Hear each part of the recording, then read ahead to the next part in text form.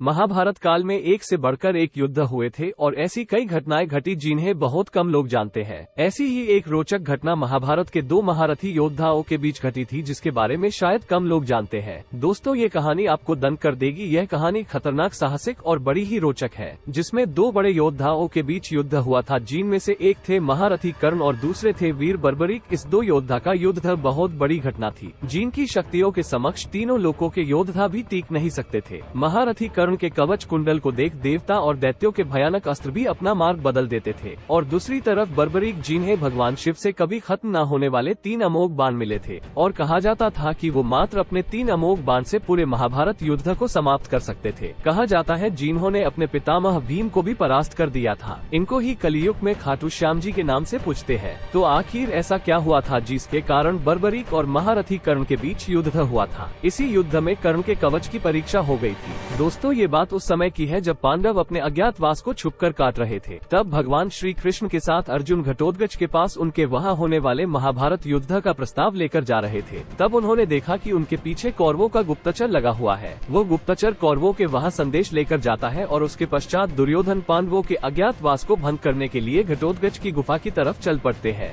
दुर्योधन अपने साथ महारथी कर्ण को भी ले जाते हैं और अपने सैनिकों के साथ गुफा की चारों तरफ घेराबंदी कर देते हैं। लेकिन भगवान श्री कृष्ण जी पहले से ही ये बात समझ जाते हैं और वो अर्जुन को पूरी बात बताते हैं। ये बात सुनकर अर्जुन गुफा से बाहर जाने की बात करते हैं, लेकिन भगवान श्री कृष्ण जी अर्जुन को रोकते हैं और कहते हैं, नहीं पार्थ, यहाँ उपयुक्त समय नहीं है। तुम अज्ञातवास भोग कर रहे हो और वो सब लोग तुम्हारे लिए ही आए हैं। ये सब देखकर पास में खड़े बर्बरीक कहते हैं, हे प्रभु, मैं महारथी कर्ण को रोकूंगा या तो शांति से या तो द्वंद से। इस पर भगवान श्री कृष्ण जी कहते हैं कि आपको पता है महारथी कर्ण कितने ज्यादा शक्तिशाली है, उन्हें रोकना इतना भी आसान कार्य नहीं है। इस पर बर्बरीक कहते हैं, हे गोविंद, आपको शायद मेरी शक्ति का अंदाजा नहीं है। ये कहकर बर्बरीक गुफा के बाहर आ जाते हैं और दुर्योधन और कर्ण को प्रणाम करके बोलते हैं, बताइए कैसे आना हुआ तातश्री। ये सुनकर दुर्योधन कहते हैं, बालक, हमें तुम्हारी गुफा के अंदर जाना है और हमें किसी की तलाश है। इस पर बर्बरीक कहते हैं, मुझे क्षमा कीजिए, इस समय आप भीतर नहीं जा सकते। तभी दुर्योधन कहते हैं कि अपनी मृत्यु को गले मत लगाओ बालक। फिर बर्बरीक मुस्कुराते हुए कहते हैं, आप दोनों महाशक्तिशाली योद्धा हो, आप प्रयास करके देख सकते हो। इतने में ही दुर्योधन सैनिकों से कहते हैं, इसे यहाँ से हटाओ। तभी सैनिक आगे बढ़ते हैं, लेकिन बर्बरीक में इतनी शक्ति होती है वो सिर्फ धरती पर सिर्फ पैर मारकर ही साधारण से सैनिकों को गिरा देते हैं। ये देखकर दुर्योधन भयभीत होकर कर्ण से कहते हैं, मित्र, यह साधारण बालक नहीं है, इसे तुम्हारे जैसे योद्धा ही परास्त कर सकते हैं। फिर महारथी कर्ण कहते हैं, बालक, हमारे मार्ग से हट जाओ, अन्यथा तुम्हें मेरा सामना करना होगा। तभी बर्बरीक कहते हैं, आप भी प्रयास कर लीजिए। महारथी कर्ण बर्बरीक की और धनुष की प्रत्यंचा को खींचते हैं और वायव्य अस्त्र छोड़ देते हैं। तभी इतनी जोर से हवा चलती है कि वहाँ खड़े सारे सैनिकों में हाहाकार मच जाता है, लेकिन कर्ण के उस अस्त्र का प्रभाव बर्बरीक पर नहीं होता, वो टस से मस नहीं होता। तभी बर्बरीक भी अपने धनुष की प्रत्यंचा खींचते हैं और अस्त्र छोड़ते हैं। तभी उस अस्त्र से दुर्योधन घायल होकर नीचे गिर जाते हैं। ये देखकर बर्बरीक हंसने लगते हैं और कहते हैं, आप ठीक तो है तातश्री। तब दुर्योधन ये कहते हैं, तुम्हारी ये मजाल कुटिल बालक, और कर्ण से कहते हैं, इस बालक को यम के द्वार पहुँचा दो मिनट। तभी महारथी कर्ण अपने अस्त्रों को बर्बरीक पर छोड़ते हैं, लेकिन बर्बरीक इससे बच जाते हैं। उसके बाद बर्बरीक कर्ण पर अपना अग्नि अस्त्र चला देते हैं, लेकिन कर्ण भी वरुणास्त्र से उस अस्त्र को नष्ट कर देते हैं। ऐसे ही दोनों में घमासान युद्ध चलता रहता है।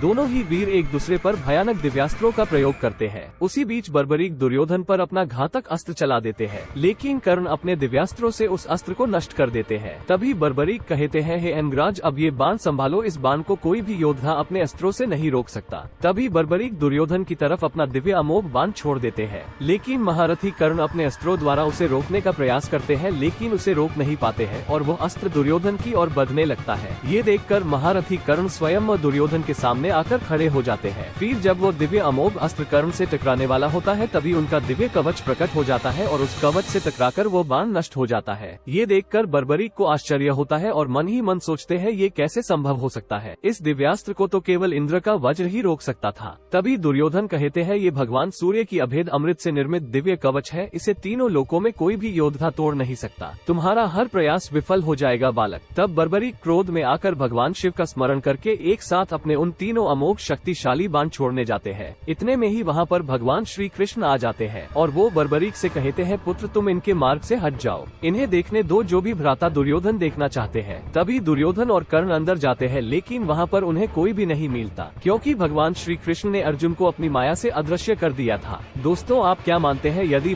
बर्बरीक ने कर्ण पर भगवान शिव के दिए अपने तीनों अमोघ बाण एक साथ चला दिए होते तो क्या होता? क्या कर्ण का कवच टूट जाता? कमेंट करके जरूर बताइए। दोस्तों, हमारे चैनल को जरूर सब्सक्राइब कीजिए।